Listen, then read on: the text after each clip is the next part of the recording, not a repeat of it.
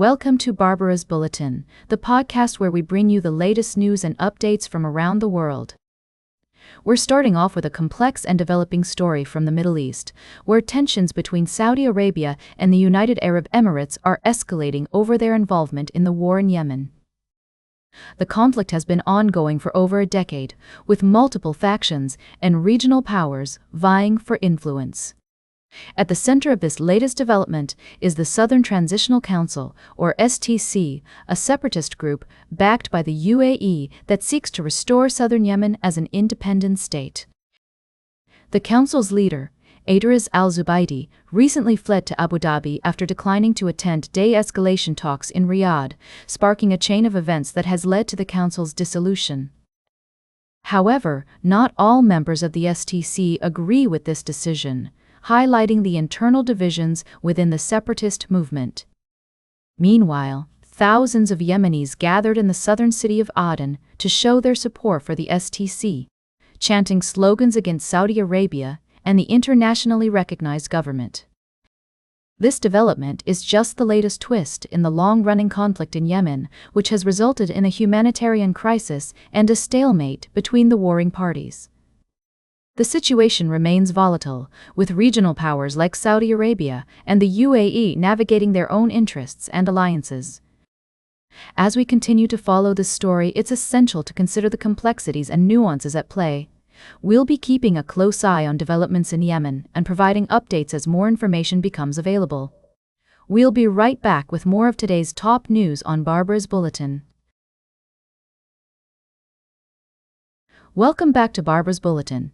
We're continuing our exploration of current events from around the world. Today, we're diving into a fascinating and complex issue that has been making headlines in recent weeks: the potential takeover of Greenland by the United States. As you may know, Greenland is an autonomous territory within the Kingdom of Denmark, with its own government and a population of around 56,000 people. However, the island's strategic location in the North Atlantic, as well as its rich natural resources, have made it an attractive target for the United States. According to reports, the U.S. has been exploring various options for acquiring Greenland, including a potential purchase from Denmark or a bilateral agreement that would grant the U.S. control over the island's security and defense. However, both Danish and Greenlandic officials have rejected these proposals, stating that the island is not for sale. So, what are the implications of this potential takeover? On one hand, some argue that a U.S. presence in Greenland could provide economic benefits and enhance regional security. The U.S. already has a military base on the island, and expanding its presence could help to counterbalance the influence of other nations in the region, such as China and Russia. On the other hand, others argue that a takeover would be a violation of Greenland's sovereignty and could have significant cultural and environmental impacts. The island's indigenous people, the Inuit, have their own distinct language and traditions, and any changes to the island's governance or economy could potentially disrupt their way of life. It's also worth noting that the U.S. has a history of complex relationships with territories and islands around the world, and any potential takeover of Greenland would need to be carefully considered in light of these past experiences. As this story continues to unfold, it will be important to watch for developments and consider multiple perspectives on the issue. Will the U.S. ultimately succeed in its efforts to acquire Greenland, or will the island remain under Danish control? Only time will tell. Welcome back to the show, everyone. As we wrap up today's Barbara's Bulletin, I want to take a closer look at a developing story that's been making waves in international relations. The recent capture of Venezuelan President Nicolas Maduro by U.S. forces has sent shockwaves across the globe, and one country that's been closely watching the situation is China. According to reports, China has been investing heavily in Latin America with a focus on infrastructure development, energy, and trade. In fact, Beijing overtook the U.S. as South America's top trading partner back in 2010.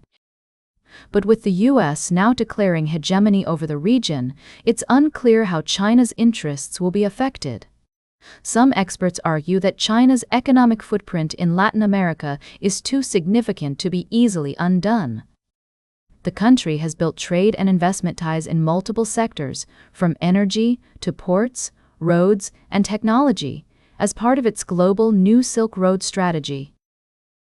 Others point out that while the U.S. may try to push out foreign companies that build infrastructure in the region, there are significant political and economic obstacles to achieving that goal. It's worth noting that the Latin American response to the U.S. attack on Venezuela has been divided, with some countries backing the action and others condemning it. However, despite U.S. threats, there's no indication that Latin America as a whole is distancing itself from China. As we consider the implications of this complex situation, it's essential to remember that international relations are often marked by nuanced and multifaceted dynamics.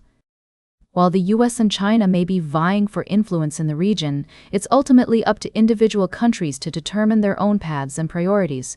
That's all for today's Barber's Bulletin. Remember to like, share, and subscribe, and until next time, stay engaged.